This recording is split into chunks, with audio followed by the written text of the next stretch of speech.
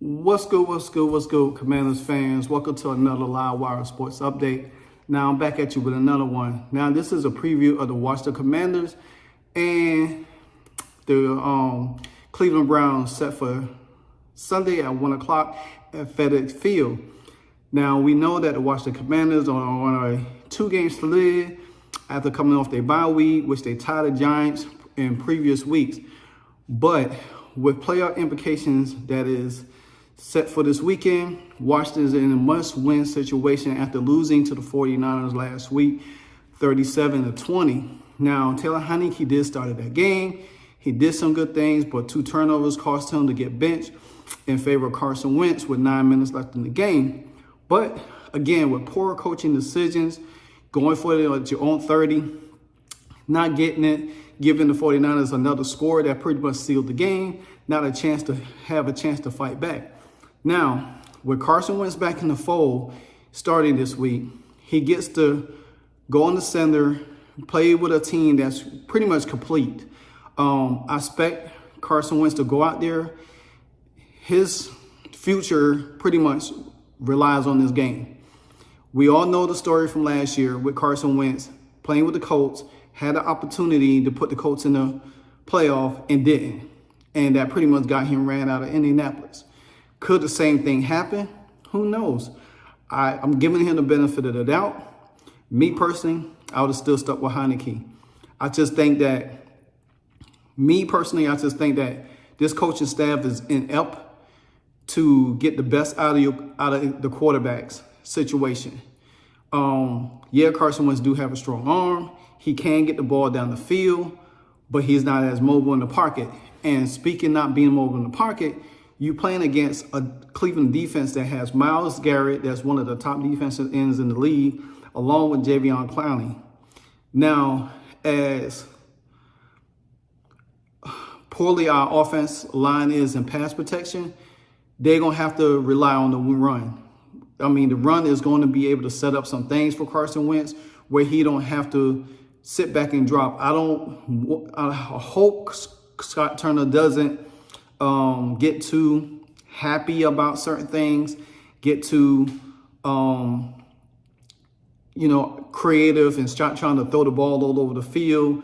And then we getting sacks and turnovers and all of that stuff. Stay the same way you was with Heinicke, run the ball, play action pass, stretch the field. You got enough weapons on this team that you could stretch the field. To me, if there was a Drew Brees, Tom Brady, or Peyton Manning running this offense, points wouldn't have been nothing because these guys are generals. We don't have generals on our team. We don't have a great offensive coordinator that could get the best out of these guys. So I think if Scott Turner comes in with a game plan, it could help Carson Wentz. But if they go in there and just try to stop throwing the ball, slinging it all over the place, and trying to do too much and take away from the run game, we're gonna get ourselves in trouble. I expect Washington to win this game.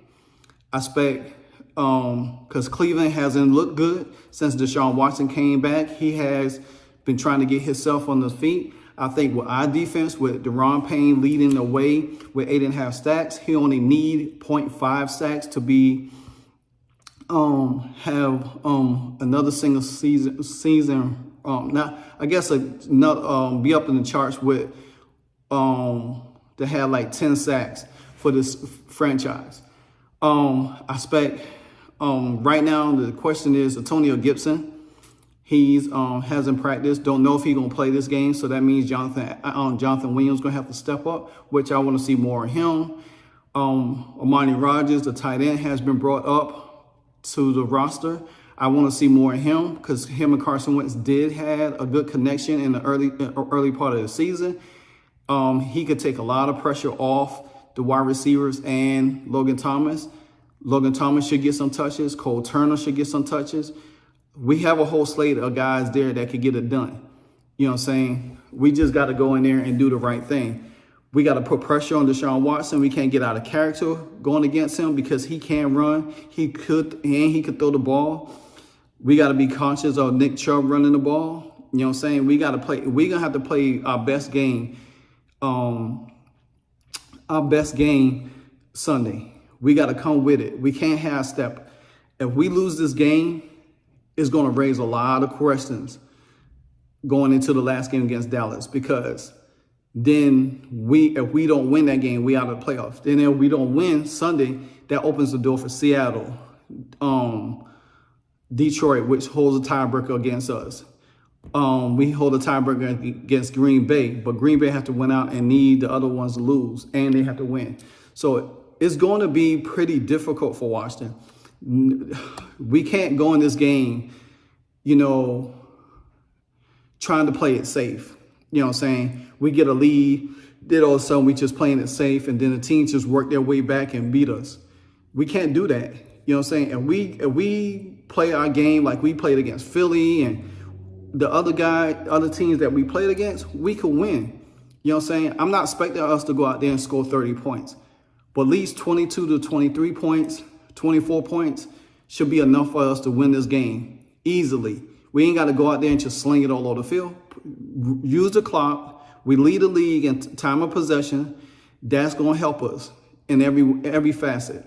You know what I'm saying? Brian Robinson, Ron Rivera said he was nicked up. That's why he didn't put him on the goal line when he gave it to Gibson. Now Gibson's hurt, so we're gonna have to see Jonathan Williams and everything. Now Cam Curl, he also is gonna be back. That's gonna help us in the safety, because we got torched by our Kittles last week.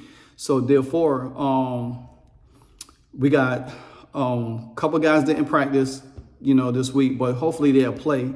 Then you got Chase back, so that's going to help out a whole lot, putting pressure on the running game a little bit more. So this game is favored to us, but at the same time, we still going to have to go out and win.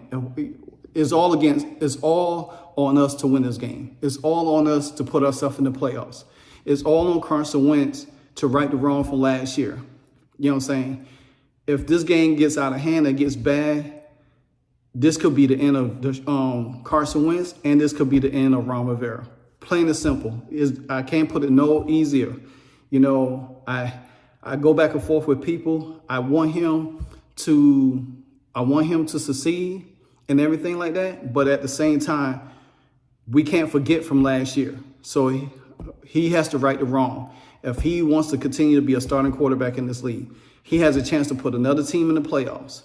This team is more depth, more weapons, way better than the Indy team last year.